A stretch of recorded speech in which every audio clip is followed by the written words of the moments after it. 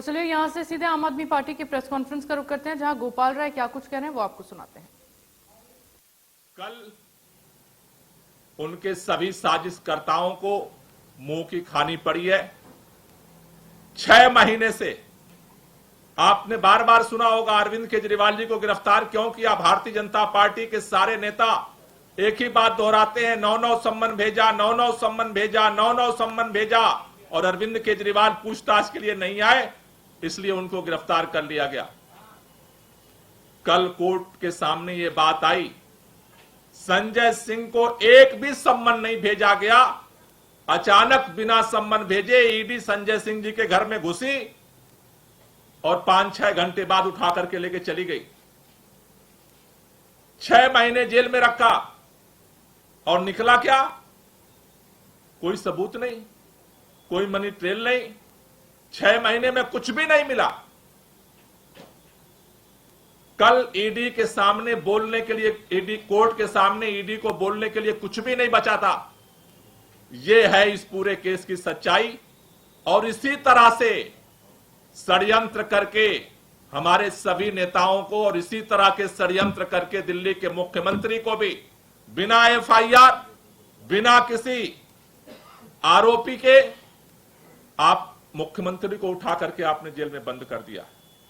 लेकिन supreme court के अंदर कल संजय सिंह जी की जो जमानत मिली है, उसने भारतीय जनता पार्टी के इस सारे षड्यंत्र का पर्दाफाश किया है। और ये एक बहुत बड़ी भारतीय जनता पार्टी को हार मिली है, उनके षड्यंत्रकारियों को एक हार मिली है। इसमें निश्चित रूप से जिस तरह से दिल्ली के मुख्यमंत्री अरविंद केजरीवाल को भारतीय जनता पार्टी ने गिरफ्तार करवाया, उसके बाद जिस तरह से रामलीला मैदान में पूरा देश इकट्ठा हुआ, दिल्ली के लोग इकट्ठे हुए, पूरे देश में इसके खिलाफ आवाज उठ रही है। कोई मुखर होकर के बोल रहा है और कोई अपने दिल के अंदर बोल रहा है कि यह ज्यादती हो रही है, अब तो बहुत ज्यादा हो रहा है अत्याचार, यह अन्याय और अत्याचार की पराकाष्ठा हो रही है। हर व्यक्ति के जुबान पर यही बात है आज। ये तो अब हदें सारी पार कर रही है, ये तो तानाशाही हो रही है। दुनिया के अंदर भी आज हमारे देश का नाम बदनाम हो रहा है। रामलीला मैदान की रैली के बाद आज भारतीय जनता पार्टी के षड्यंत्रकर्ता दबाव में, भारतीय जनता पार्टी के सारे साजिशकर्ता आज दबाव में, और आज उनको यह लगता है कि कहीं अरविंद केजरीवाल की गिरफ्तारी उनके लिए भारी न पड़ जाए। क्योंकि आज पूरे देश के अंदर, अगर गांव, चट्टी, चौराहे से लेकर के दुनिया के अंदर आज अगर चर्चा हो रही है तो एक ही बात की हो रही है कि जिस मुख्यमंत्री ने लोगों के लिए अपने जिंदगी को समर्पित किया, काम किया, आखिर आज वो जेल के अंदर क्यों है? क्या उसके खिलाफ कोई सबूत मिला है?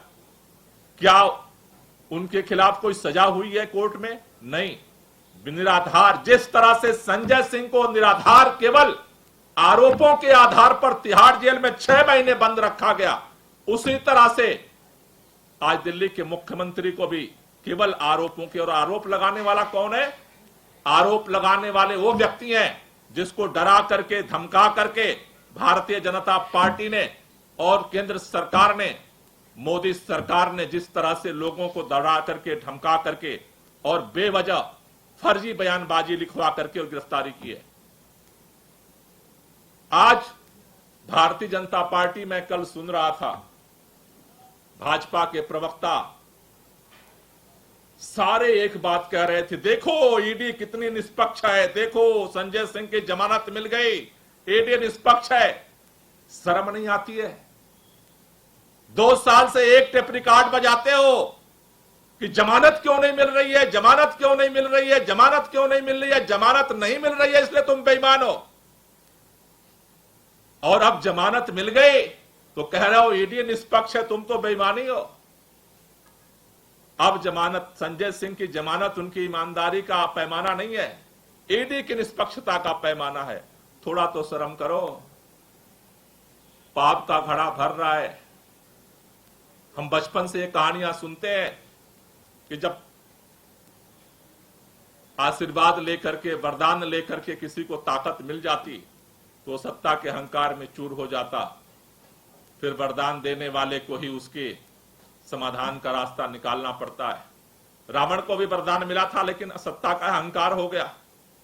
तो राम रावण की कहानियां भी हमने सुनी है कि कैसे उसका अंत हुआ। हिरण्यकश्यप को भी अहंकार हो गया था, हमने हिरण्यकश्यप और प्रहलाद की भी कहानियां सुनी है। कंस को भी अहंकार हो गया था।